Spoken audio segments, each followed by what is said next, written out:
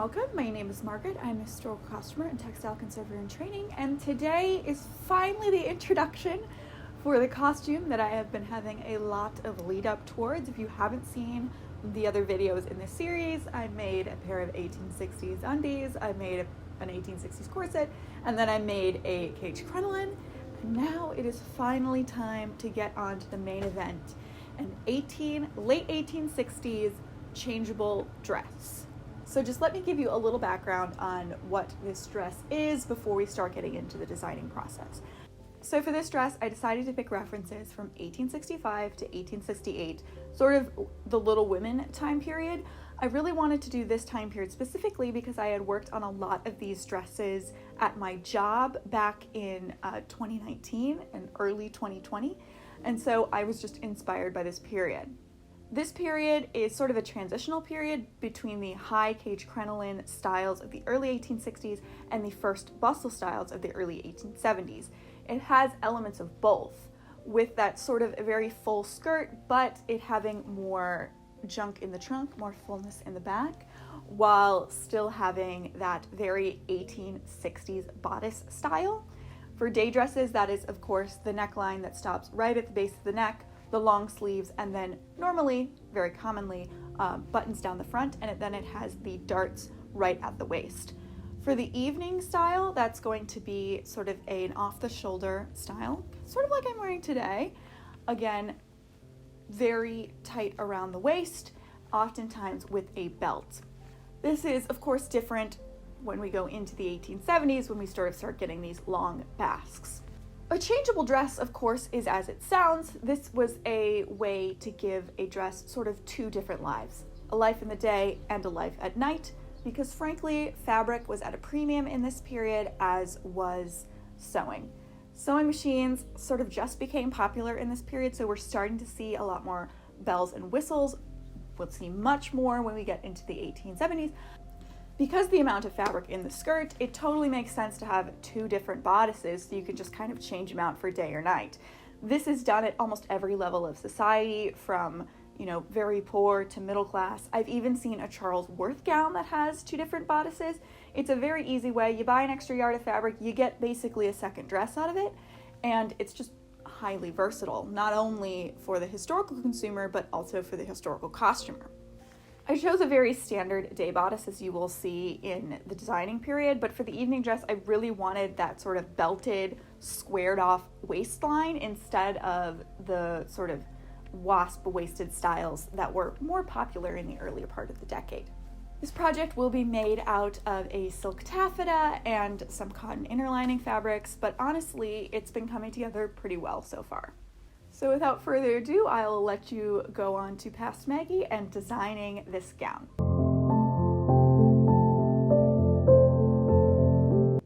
Hello. All right, so we are going to design this dress now.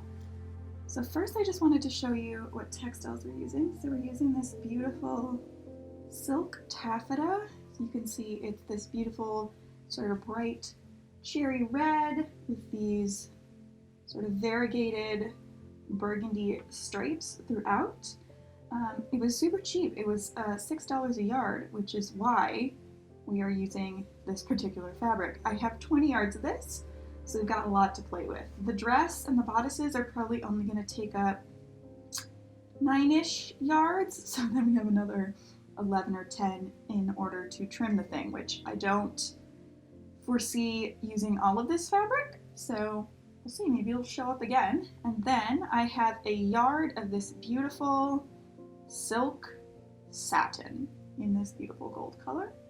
So that is going to be the main sort of contrast color, but I only have a yard, so we are going to have to get a little creative. Additionally, I have some gold, which should match this, it might not, gold silk fringe coming. I have like 20 yards of that coming. So that's also going to be incorporated. But I just wanted to show you sort of the main reference images we're working off of. These are all from my Pinterest page, and I will link the Pinterest board down below if you want to see more reference photos. But the first is this changeable dress.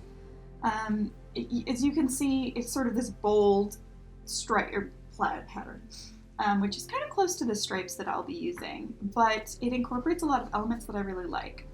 I like the idea of having some sort of ruffle going on, just so that we sort of cover up the hem binding, because my hem binding doesn't particularly match all that well. And then also have this belt with the fringe, and have the fringe incorporated into the gown. We also have this one from the Met. I really like this sort of fringe detail, sort of that classic 1860s sort of high collar, just sort of little volume to the sleeves but not much, and then the fringe just being super simple. This would be the day dress or the day bodice. Another reference I have is this one. This is a dress I actually am very familiar with, and I like this one because it's simple. I think the skirt's going to be pretty simple, but it has the ruffle at the bottom, which I really like, and just sort of that simple trimming. And then the last reference photo I've printed out, although I've looked at a lot of other reference photos, is this dress. And I really like this rosette, and I actually have a extant garment in my collection that has a rosette like this, which I will be showing either later in this video or in the next one. So, that being said, let's start sketching.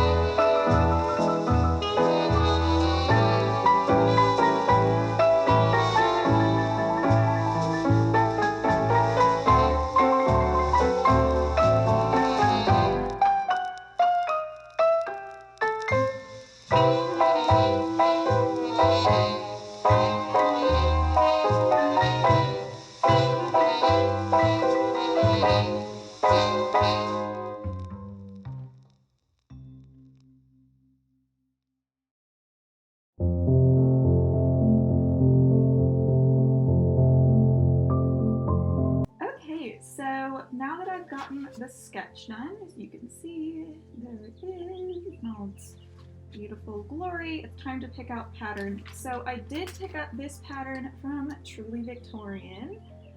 This is their 1865 elliptical skirt pattern, and it fits over their hoop, which is the hoop that I made in the last video about this project. So I'm going to use this because I have it. And then the other patterns which I'm going to use, this is Jean Honeset's Period Costumes for the Stage and Screen, Patterns for Women's Dress 1800 to 1909. It's a great book if you can find this at a used bookshop. It is fabulous to have around. And in this book, she has several patterns. The first is this evening bodice pattern that might be helpful, but then there's also this late 1860s day bodice, which is perfect. That's exactly what I want. And then there's also this late 1860s day bodice, which you could make into an evening bodice. But I think I'm going to use this one for the evening bodice, and then I'm going to use this one for the day bodice, and then there's a bunch of different sleeve options in this book. I think I'm going to do just your standard sleeve option, maybe E or D, somewhere in there. The reason I don't like drafting skirt patterns from this type of book is just because it takes up so much space and paper, and I don't really have a bunch of space to be drafting large skirt panels. I have like a standard size dining room table from IKEA. I don't have a cutting table, so that's why I prefer to buy skirt patterns. Truly Victorian does also have patterns that are very, very similar to this. Honestly, probably about exactly the same to this. But I do like to do some of my own drafting here and there because it's a skill I want to get better at. So those are the patterns I will be using for this project. You will be seeing them in the next video when I start the construction. I'm not going to go through how I size these patterns up. There's a great Morgan Donner video about sizing up patterns from a book, which I will stick in the description box down below. And I could definitely do a dedicated video to that in the future, but right now, this process is, it's not very sexy on the screen, I'll be honest with you, and it also just doesn't, yeah, it's a little frustrating. So I'm not going to show that on screen, but I will link that Morgan Donner video down below, but it's coming together, I'm so excited!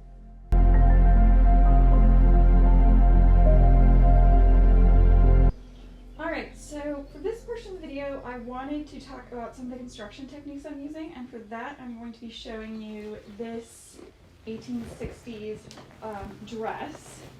Now, as you can see, this isn't like my normal setup for how I would normally show you a dress, but you get a beautiful shot of it on a mannequin. This dress in particular, this is like an olive green and brown situation. It was said to have been worn by a Quaker, but it was also heavily altered in the mid-20th century for fancy dress, so there are portions of this that are not going to be helpful in terms of construction, namely the bodice. So specifically what we're going to talk about is the skirt here. So let me get this in frame for a second. You can see there's a lot going on with the bodice. It's just nasty. But I'm going to talk about the waistband attachment and how that's going to work. So obviously I'm going to have a waistband because my skirt is going to be detached from my bodice. This is, and as you can see, I have cartridge pleating right there. Nice shot of that. Yeah, you can see the cartridge pleating has been sort of tipped on to the waistband to sort of give that very dense cartridge pleating. And this is of course flat-lined, and then it's literally just like folded over. But the skirt is entirely flat-lined in this sort of stiff cottony fabric, and it's just so sewn selvage to selvage, and it closes at the side. I think mine's gonna close in the center back, which is totally fine. And then the other little thing I wanted to show you on this dress is the hemline here. So I will be using these techniques as well in the construction. I will have this sort of deep polished cotton on the hem, and then also have hem tape. And this one's just sewn on really simply. So I think that's just what I'm going to do in terms of construction aspects of this dress, based off of this extant original. So for the bodice, I do have this beautiful 1860s bodice. I also have an 50s evening gown bodice, which I can't find right now. It's in one of the boxes, and I don't really want to go digging for it. But so this is kind of what we're going to base the bodice off of. The seams are piped, so we're going to have piped seams, not in the gold fabric, but in the same fabric, both at the neckline, like this one, here along the bottom, and here on the shoulder seam. Have those piped in all areas, and of course it is going to close the center front with buttons, just like this one. So we're going to make sure to do that too. And then this dress also has the boning in the darts, so I will also probably do that as well. Additionally, as you can see, this seam on here is actually a false seam. This seam is actually a false seam, and I think I'm going to do a real seam on mine, not a false seam, but it is interesting to note that that is not a real seam.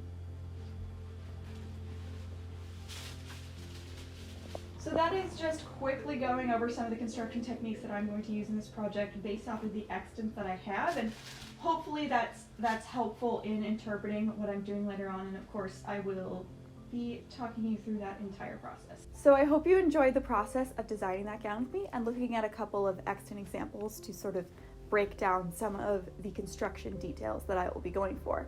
Now, if you would like to see the rest of the videos in this series, you can of course click the subscribe button down below and like this video if you liked it. If you want to see the previous videos in this series, you can click the card up above, or I will have it listed down in the description as well. Otherwise, you can follow me over on Instagram at costumeandconservation, where I will be sharing photographic updates from this project, and also on TikTok at costumeandconservation, where I do mini tours of my study collection. I talk about different aspects of preservation around the home, and so on and so forth. So if any of that sounds interesting to you, please head over there. Otherwise, have a fantastic day. Bye!